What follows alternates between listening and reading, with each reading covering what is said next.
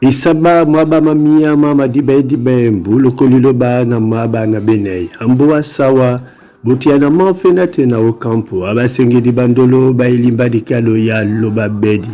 Abiobese lukotome busoba jenela nyule kung la di kalo TV. Mboa loba bedi na sangwa onyamboa. Wonja muna loba bedi.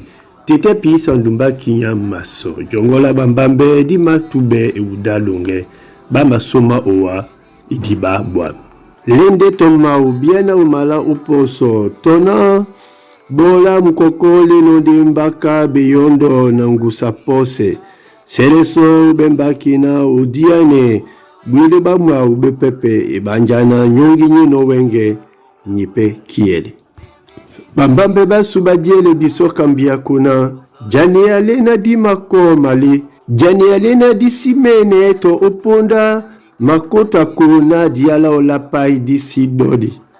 Di mabolonende malandi mabene mboa umbusao. Nge mike miseseko belimbi na ngomo bema topo na tetete. Binyo losi senge.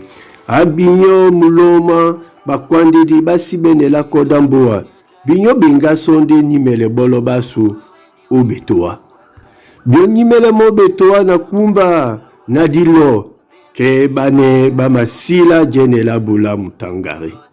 Mukonge mona na wai nambai. Lobabe diyo boso.